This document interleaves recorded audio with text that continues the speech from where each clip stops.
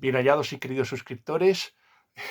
Sé que este vídeo lo estoy grabando porque mi jefe, el tío Alberto, ha perdido un vídeo que quería que habíamos grabado él y yo acerca de la importancia de los judíos en la literatura, más o menos, y ahora estoy más o menos intentando regrabar para ver si puedo recuperar lo que ha perdido.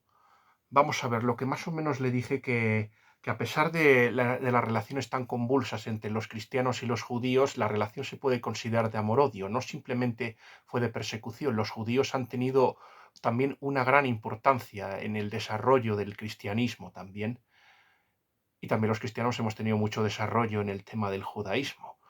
Ha habido personajes que han sido absolutamente decisivos. El primero de ellos, creo que le comenté al tío, que era el filósofo alejandrino Filón de Alejandría, que luego influiría por lo menos en el padre de la Iglesia, San Clemente de Alejandría, y también influiría mucho en la visión platónica de San Agustín. Filón de Alejandría sirvió para más o menos poder cristianizar a Platón. El segundo personaje histórico, pues yo creo que es el rabino Gilel y también su discípulo Gamaliel, que tan importante fueron para que se pudiera comprender el cristianismo, para que ciertamente, primero, más o menos Gilel inspiró mucho de las enseñanzas del propio Jesucristo, y luego Gamaliel, pues más o menos convenció al Sanedrín para que no se persiguiese a los cristianos. Para mí fue una ayuda decisiva. Y el tercer gran judío que yo creo que influyó mucho y que tuvo que huir por culpa de la persecución almohade en la península ibérica fue Maimónides, que luego fue Maimónides cuya guía de los perplejos fue decisiva para que los cristianos pudieran más o menos recristianizar y pudieran emplear a Aristóteles. La ayuda que Maimónides ofreció a San Alberto Magno y a Santo Tomás de Aquino es incalculable.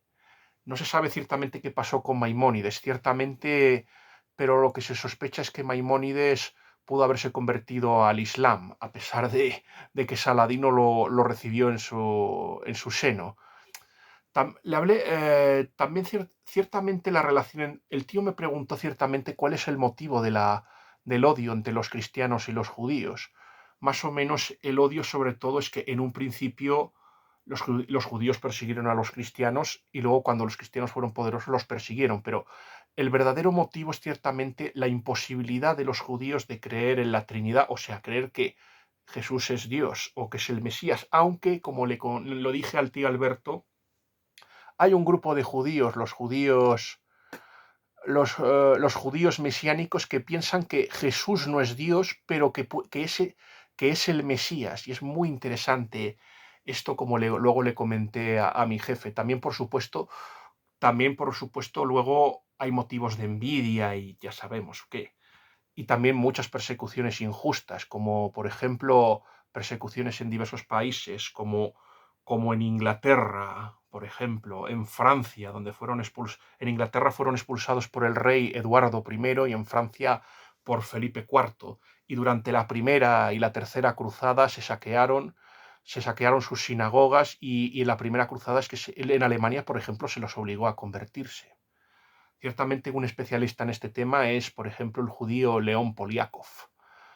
Ciertamente, vamos a ver, yo creo que la relación entre los cristianos y los judíos fue mala, pero podría haber sido aún peor si ciertamente hubieran triunfado ciertas ideas gnósticas, que yo creo que ya el gnosticismo parece ser que no era previa, no, ya existía antes del cristianismo y afectó un poco al judaísmo. Yo la idea que tengo del gnosticismo es que muy posiblemente lo trajeran los seleucidas para intentar destruir al judaísmo.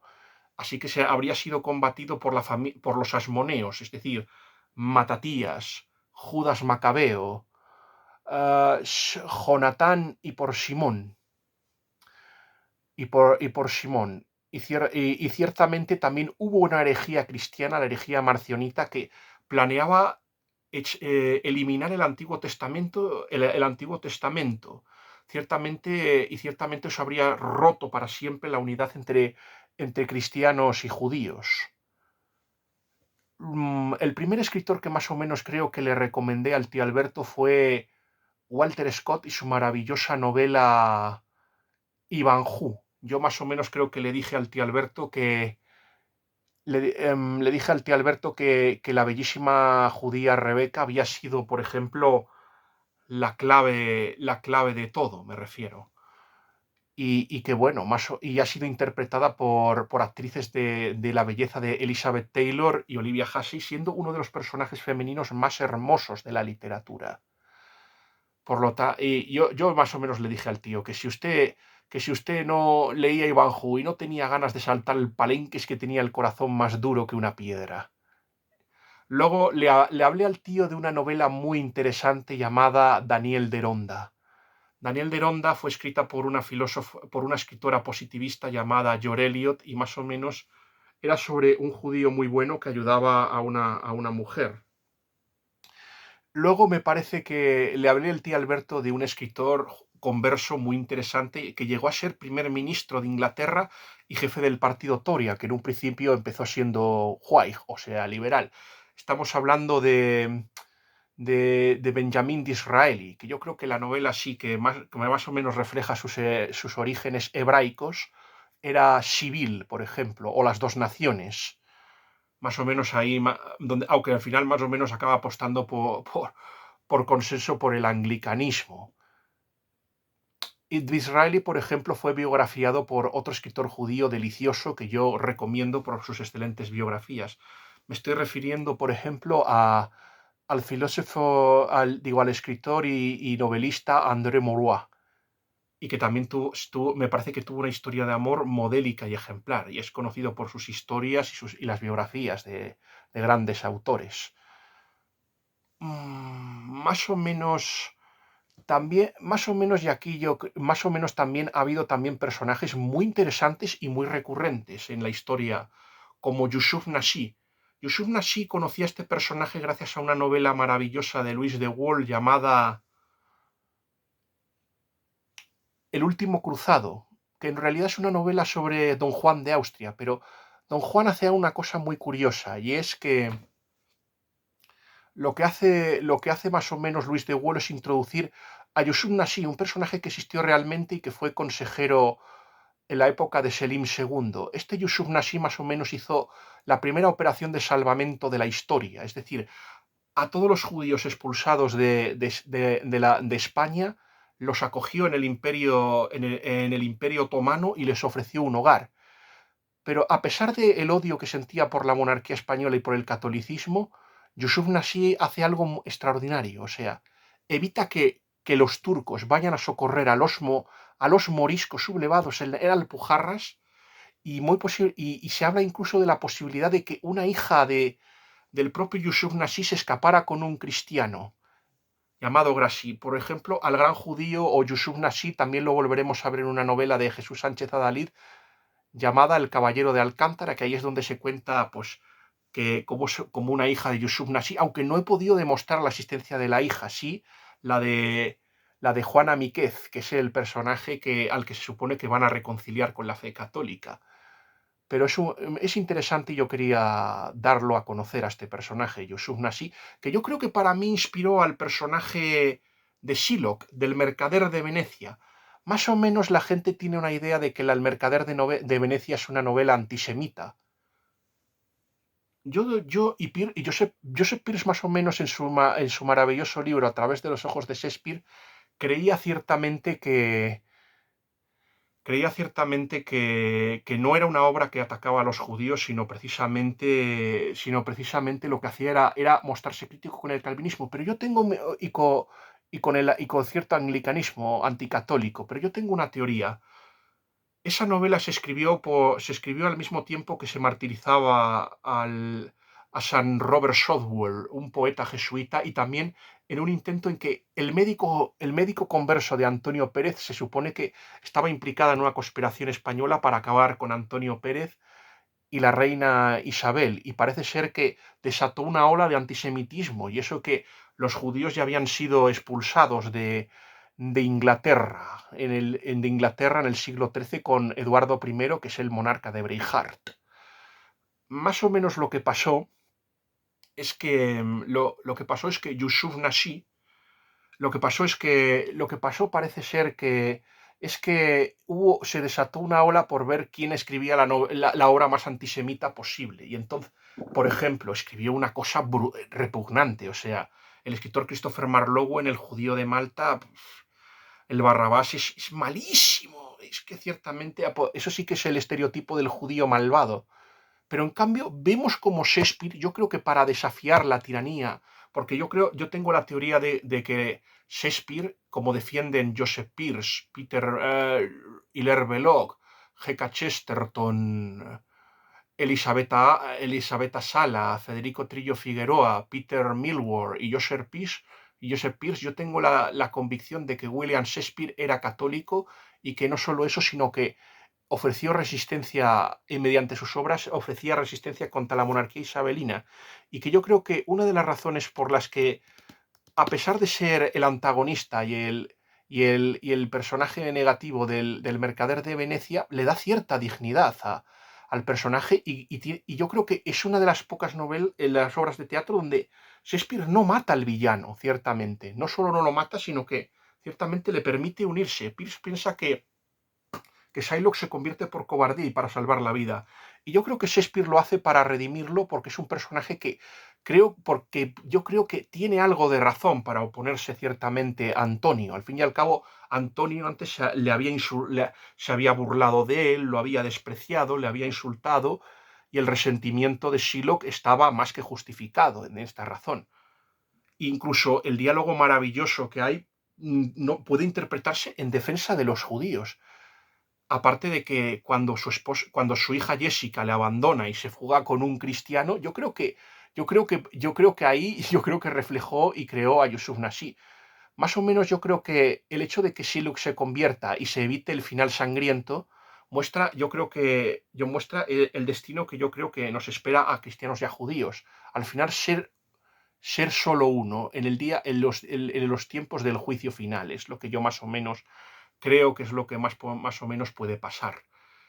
Luego, más o menos se podría decir que también hablé del tío por ejemplo, un escritor español muy interesante llamado Javier Arias Artacho, que escribió la novela Un Peplum es una novela ambientada en la Edad Antigua, sobre todo en el Imperio Romano, y suele contarse desde del punto de vista de los paganos o de los cristianos. Pues Javier Arias Artacho, que es un cristiano, ha escrito varias novelas sobre el tema de los judíos y escribió una novela preciosa llamada Aitana. No la he podido leer, pero es enormemente interesante esa novela y más o menos le hablé al tío de él. Y también comenté con el tío que existían varios escritores que yo también deseo recomendarles, como Stefan Zweig. Ciertamente ha escrito novelas maravillosas como Amok, el jugador de ajedrez y biografías bellísimas, pero yo creo que su libro mejor, más extraordinario, la biografía, ese es El mundo del ayer, que yo creo que ciertamente le recomendé al tío. Y luego le hablé de un escritor muy interesante, que es Joseph Roth. Joseph Roth escribió una novela maravillosa llamada La leyenda del santo bebedor, entre otras cosas. También como Stefan Zweig creía en la grandeza del imperio austrohúngaro y se sentía decepcionado pues sobre todo por la amenaza del nacionalsocialismo y también porque no se sintió cómodo en el nuevo régimen que siguió a la Austria después del Tratado de Saint-Germain y por eso y más o menos Joseph Roth al final se acabó, o sea, no se sabe si murió católico o si murió judío, pero es un escritor que también más o menos usted tiene que seguirle. Me hubiera gustado hablarle al tío de un personaje también histórico que existió en el siglo XVII, un sefardita llamado Belmonte que trabajó para el rey Carlos II y consiguió algo impensable, que dos países que se odiaban, como son las Provincias Unidas de Holanda y España, se aliasen juntos para ciertamente desafiar a Luis XIV. Y esa alianza para mí fue básica para que Luis XIV al final fuera derrotado y no se pudiera hacer idea de crear una Galia más allá de los Pirineos y en el Rin fracasase. Este hombre trabajó para Delira, el embajador, y Quirós, que luego estuvo también en la Inglaterra del año 1688, de la Gloriosa. Es muy interesante. Hay un escritor muy interesante que escribió una novela policíaca, aquí más o menos voy a sacar una foto de él, llamado Israel Zangwill. Israel Zangwill era un conocido promotor del antisionismo y también un escéptico que más o menos debatió con los cristianos. Aquí pueden ver en esta foto a Israel Zangwill con mi querido Chesterton. ¿Por qué he sacado esta foto de Israel Zangwill? Que escribió una novela llamada El misterio del Big Bow.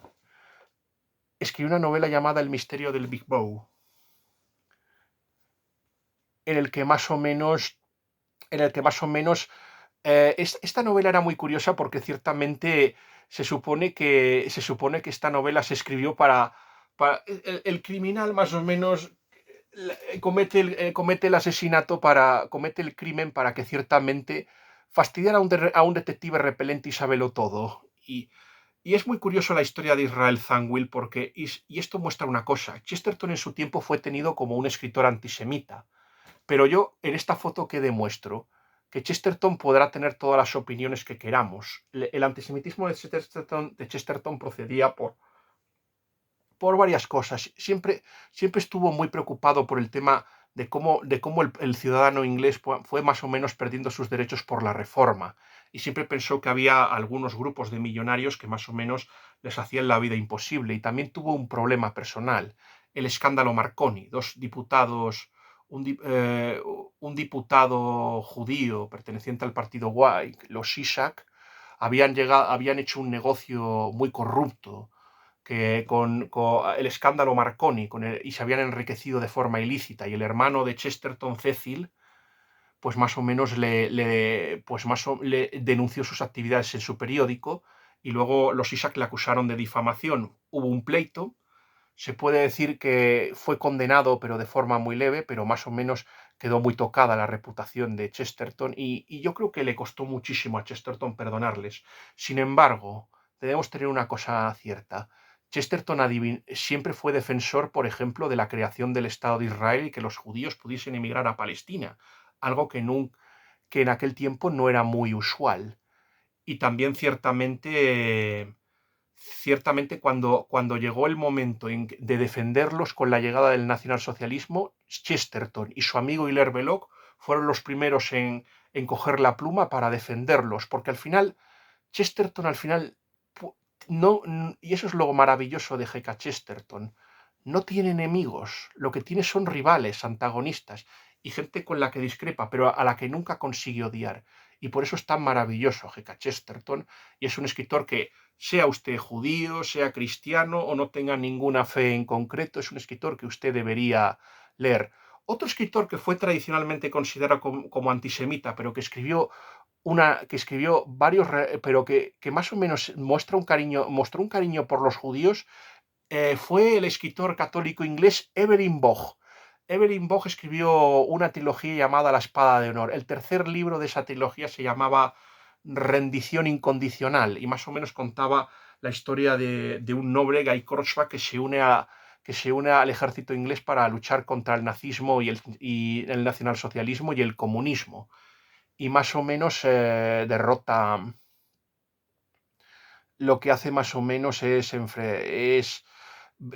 el tercer libro más o menos ve cómo Inglaterra pacta con Stalin, y más o menos, y esto genera una desilusión muy fuerte en Guy Crosby, que es enviado, por ejemplo, a la Yugoslavia de Tito, y allí prácticamente será una mujer judía, Madame Kanji, la que le convencerá para que recupere su fe y que lo que estaba haciendo era bueno. Madame Kanji luego será asesinada por las milicias de Tito. No sería la primera novela que se mostraba crítica con, por ejemplo, la resistencia. O sea, por ejemplo, novelas como Cada uno su denario, de Bruce Marshall, o por ejemplo, El abogado del diablo, de Morris L. West, también se mostraban críticas. Yo me siento muy reflejado con esa novela porque yo tuve un tío que fue chetnik, y que sufrió también la persecución de Tito. Mi tío peleó en la Segunda Guerra Mundial y se casó con mi tía, con una hermana de mi abuelo, la tía Concha, y bueno, este fue de los que escapó de las represalias de Tito. Más o menos consiguió que el gobierno americano le ofreció dos cosas, el gobierno estadounidense. Le ofreció o la ciudadanía americana o poder establecerse en un sitio en el Brasil, en Curitiba, y escogió ese último. Se fue con mi tía Concha al Brasil y bueno, y es la única familia que nos queda por parte de mi padre, así que le tengo mucho cariño. También tenía otra historia más o menos Evelyn Waugh llamada Compasión, en la que es lo mismo, un militar inglés que hace todo lo posible por proteger a los judíos, pero no del régimen nacionalsocialista, sino de los partisanos de Tito, es de quien les protege. También ciertamente hay un escritor que también me gustaría recomendarle al tío que se llama Frank Werfel. Frank Werfel es un escritor judío, me parece que amigo de Frank Kafka, que aparte escribió una novela que a mí me gustaría leer, que son Los 40 días de Musa Dagh. Escribió Los 40 días de Musa Dagh, que es una novela que denunciaba el genocidio armenio. Seguramente no lo sepa mucha gente, pero los armenios fueron aniquilados y masacrados por los turcos y bueno, y no se ha requerido reconocer el genocidio. Lo que nadie sabe es que, por ejemplo, Ritter, que fue un conocido nazi, fue embajador en la corte del sultán de Turquía y más o menos parece ser que fue el que inspiró a Hitler la idea del holocausto y se inspiró en la persecución que sufrieron los armenios. Por eso pienso que los judíos y los armenios deberían, por ejemplo, aliarse y unir fuerzas. Y es una pena que estén tan divididos. Si les, al fin y al cabo, las desgracias de unos llevaron a las desgracias de otros. Y por eso sería bueno que hubiera una reconciliación. Sin embargo, lo del caso de Frank Werfel es enormemente interesante por una sencilla razón, porque Frank Werfel más o menos huyó de los nacionalsocialistas y fue protegido por unos eclesiásticos franceses que le dieron papeles y le ayudaron a él y a Alma Mahler, que era la esposa del compositor, a llegar a Estados Unidos.